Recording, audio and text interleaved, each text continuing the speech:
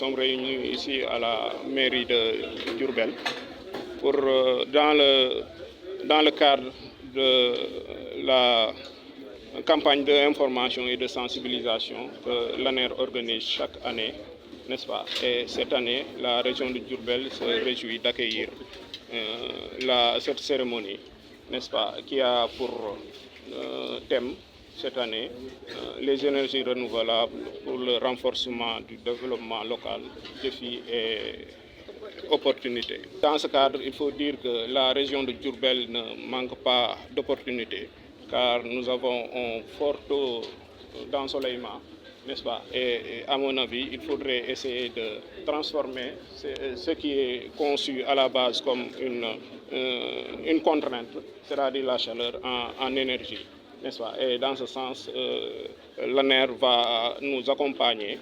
Et toujours, l'ANER compte mettre à notre disposition, à la disposition de toutes les communes de la région de Diourbel, des lampadaires solaires, n'est-ce pas, qu'on va incessamment recevoir.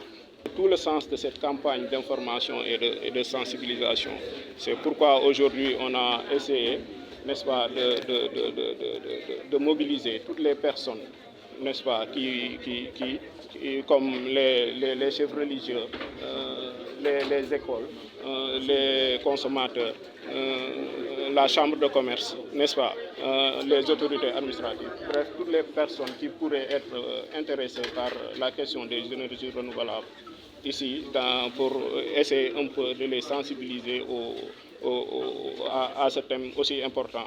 Vous savez que c'est aujourd'hui, tout le monde connaît le problème que causent les énergies fossiles sur l'environnement et le problème des difficultés d'accès à l'énergie dans notre pays, mais aussi du coût et de la facture énergétique. Donc c'est l'utilisation des énergies renouvelables pour lesquelles le Sénégal fait partie des régions les plus dotées par le bon Dieu, à savoir le soleil, le vent, l'eau, mais aussi la biomasse. Donc l'idée, c'est montrer aux gens les possibilités de pouvoir valoriser ces ressources locales au niveau local et que ça leur permet d'accéder à une énergie fiable, durable et à bas coût.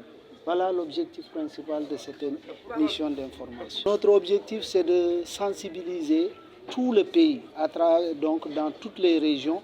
Et aujourd'hui, le choix est porté sur Diourbel parce que c'est une région qui a des potentialités énormes, particulièrement en termes d'énergie solaire et de biomasse. N'oubliez pas que c'est ici, chaque année, à travers le Magal de Touba, qu'il y a beaucoup de déchets qui proviennent de l'aliment, des bétails, etc. Et tout ça est valorisable. Voilà pourquoi nous avons choisi aussi cette région pour montrer aussi au secteur privé qu'il y a des opportunités à mettre en œuvre pour renforcer l'employabilité des jeunes. Dans le référentiel 2050, l'État a décidé d'ici 2050 que le coût du prix de l'électricité soit réduit jusqu'à inférieur à 60 francs.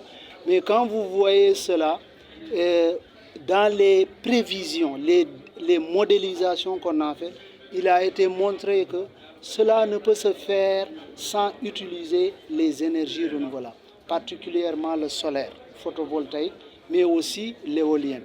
Et cela va aider facilement à notre État.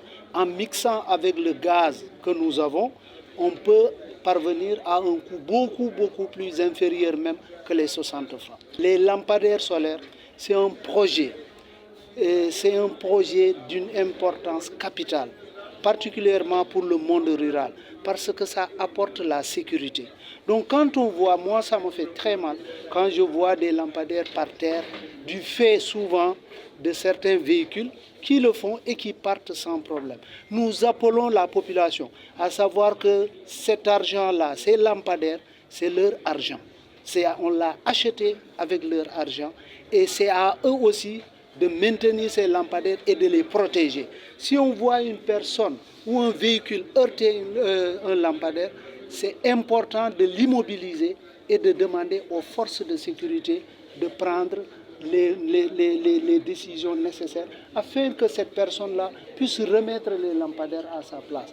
Et donc c'est un peu lancer aussi un appel aux maires pour leur dire que les lampadaires, si nous regardons, c'est de la compétence des collectivités locales. Mais l'État a décidé d'apporter un soutien à ces collectivités pour réduire leurs factures.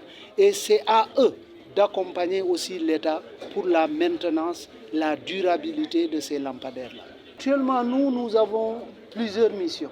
Une mission publique, mais surtout une mission d'accompagner d'abord les populations pour qu'elles aient un accès à une énergie fiable, à bas coût, mais aussi accompagner le secteur privé. Parce que quand vous voulez de l'emploi, créer des emplois, faciliter même la diffusion des énergies renouvelables, vous devez renforcer le secteur privé local pour qu'il s'en accapare, pour qu'il puisse investir là-dedans et aider même à réduire le coût.